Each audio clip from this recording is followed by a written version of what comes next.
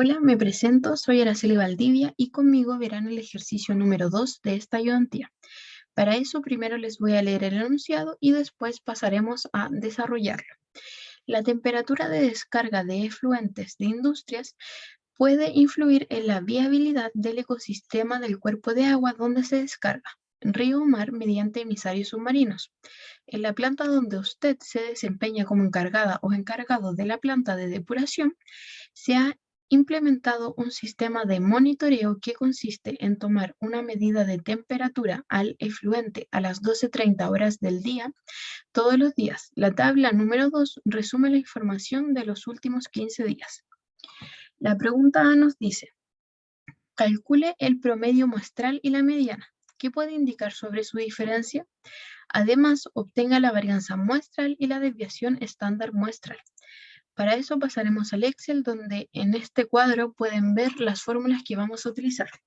Tanto el promedio como la mediana para estadígrafos muestrales y poblacionales se ocupan la misma fórmula. Por lo tanto, para el promedio escribimos promedio, entre paréntesis, el conjunto de datos con los que vamos a trabajar, y para la mediana es exactamente el mismo procedimiento. Mediana, y tomamos los datos con los que vamos a trabajar. Aquí la diferencia entre estadígrafos muestrales y poblacionales es que para los muestrales se ocupa var.s y para la desviación estándar es desbest.m. Es muy importante que recuerden esta terminología, ya que si no cometerían un error.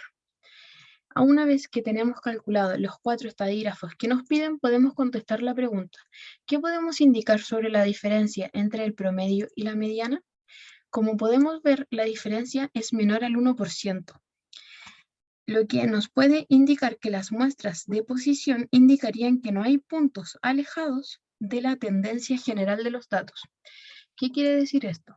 Nuestro conjunto de datos, como podemos ver, se encuentran entre el 40 y el 50 aproximadamente. Ya que la diferencia entre el promedio y la mediana es menor al 1%, significa que no nos vamos a encontrar con un 80, es decir, un número muy alejado. ¿Ya? Una vez que entendamos esto, podemos pasar a la pregunta B, donde nos pide que construyamos un histograma. Para construir un histograma, vamos a completar los siguientes recuadros. Como lo dice la fórmula, min para calcular el mínimo de nuestro conjunto de datos y max para calcular el máximo de nuestros datos. Ya, con esto podemos calcular el rango de clase, que va a ser el máximo menos el mínimo. Nuestra cantidad de datos lo vamos a hacer con la función contar, lo que nos dará un total de 14 datos, como podemos corroborar acá. Y nuestra clase va a ser nuestra raíz de la cantidad de datos. ¿Ya? Y como acá podemos ver, se aproxima al entero superior. Por lo tanto, nuestra clase va a ser 4. El ancho de clase se va a calcular como el rango de clase dividido el número de clase. Ya, como acá podemos ver, para nuestro intervalo de clase se comienza primero poniendo el mínimo, que lo calculamos acá, y le sumamos el ancho de clase, ¿ya? Y así sucesivamente. Se copia el número con el que quedamos y le sumamos el ancho de clase.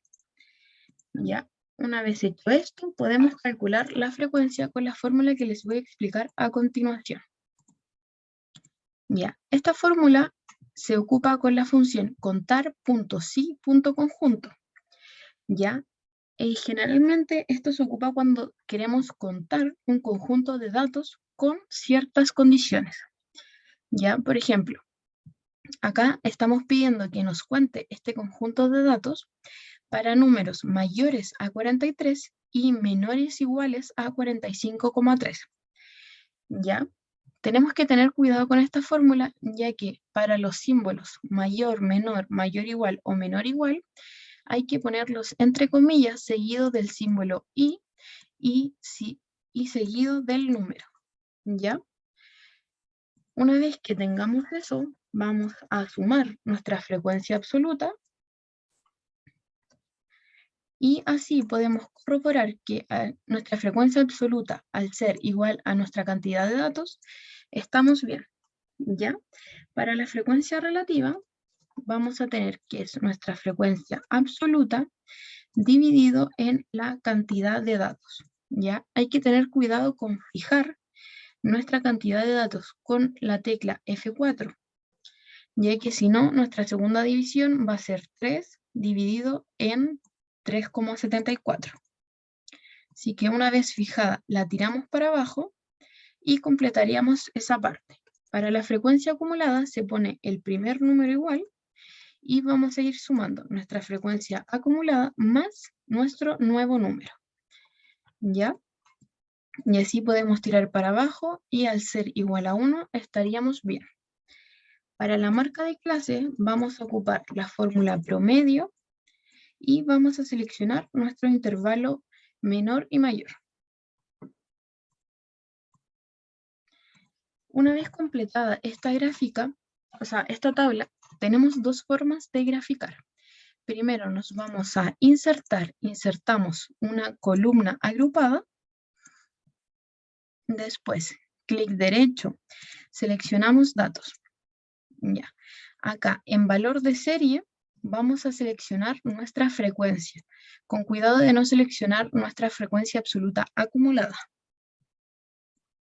Una vez listo, nos va a aparecer este número de estos datos y nos vamos a editar y vamos a seleccionar nuestra marca de clase para que nuestra marca de clase sea nuestro eje X.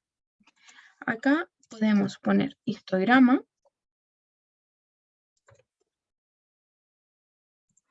y si hacemos doble clic en el eje X, nos vamos a número de nuevo y le ponemos el número de decimales que queramos. Esto es para que se vea un poco más ordenado. También, si lo deseamos, podemos poner etiqueta de datos y arribita de cada columna nos va a aparecer nuestra frecuencia. La segunda forma de graficar es que nos vayamos de nuevo a insertar, pero esta vez a histograma y seleccionamos el primero que nos aparece. Clic derecho de nuevo en seleccionar datos, eliminamos el que nos sale y agregamos. Para nuestros valores de serie vamos a poner todo el conjunto de datos con el que estamos trabajando. Y se nos tiene que ver algo así. Y como ya sabemos, nuestra clase es 4. Por lo tanto, hacemos doble clic en el eje X, nos vamos a número de rangos y le ponemos 4. Una vez hecho esto, de nuevo lo mismo, le podemos poner título. Y también, si queremos que se vea más ordenado, etiqueta de datos para que nos aparezca la frecuencia arriba. La diferencia entre estos dos gráficos va más que nada en que en uno podemos tener la marca de clase en el eje X y en el otro podemos tener nuestro rango de intervalos en el eje X. Y con esto podemos terminar nuestra pregunta B. Para la pregunta se nos pide, construye un diagrama de caja y bigotes indicando mínimo, primer, segundo, tercer cuartil y máximo. Solo basándose en este diagrama indique entre qué valores se debería encontrar el 50% de los datos más frecuentes. Por lo tanto, acá se sigue el mismo procedimiento. Nos vamos a insertar histograma, pero esta vez seleccionamos caja y bigote, como nos pide. De nuevo, clic derecho, seleccionamos datos, eliminamos la serie que ya está y nos vamos a valores de serie. Seleccionamos el conjunto con el que estamos trabajando y le ponemos a aceptar. Se nos va a ver algo así, doble clic en el eje Y y vamos a poder seleccionar el mínimo y el máximo con el que vamos a trabajar para ajustar mejor la gráfica. Ahora, si hacemos un clic en el diagrama de caja y bigotes y después clic derecho, podemos agregar etiquetas de datos. Una vez agregada la etiqueta de datos, podemos empezar a contestar la pregunta. Como ya sabemos por las clases, el máximo se va a encontrar en la parte superior de nuestro diagrama. Por lo tanto, nuestro máximo va a ser 52, que va a ser el número mayor. Seguido de esto, podemos ir bajando y ir decreciendo en los cuartiles. Nuestro tercer cuartil va a ser 51. Nuestro segundo cuartil o nuestra media va a ser 48,5. Nuestro primer cuartil, 45,75. Y nuestro mínimo va a ser 43. Como podemos ver, nuestro mínimo y máximo nos calzan con los datos que calculamos en la pregunta B. Ahora, ¿dónde se encuentra el 50% de los datos? Para esto, nosotros sabemos que en nuestro segundo cuartil está la mediana. Y en torno a ese cuartil se encuentra el 50% de los datos más probables. Por lo tanto, se encontraría entre el cuartil 1 y el cuartil 3. Ahora, para nuestra última pregunta, nos pide que ¿es la estrategia de muestreo adecuada si se desea evaluar de manera representativa el desempeño del sistema de acondicionamiento térmico? Por lo tanto, basta con leer el problema para que nosotros podamos decir que la estrategia de muestreo no parece ser la más adecuada para representar el comportamiento del sistema de acondicionamiento térmico, debido a que al tomar un solo turno al día estamos en presencia de un sesgo experimental. Para que la muestra sea adecuada para representar el comportamiento, debe hacerse aleatorizando el horario a lo largo del día, ya que las temperaturas pueden variar a lo largo de este. Y con esto podemos terminar nuestra ayudantía número 1 del ramo. Espero que si tienen cualquier duda nos escriban al correo a Elizabeth o a mí. Hasta luego.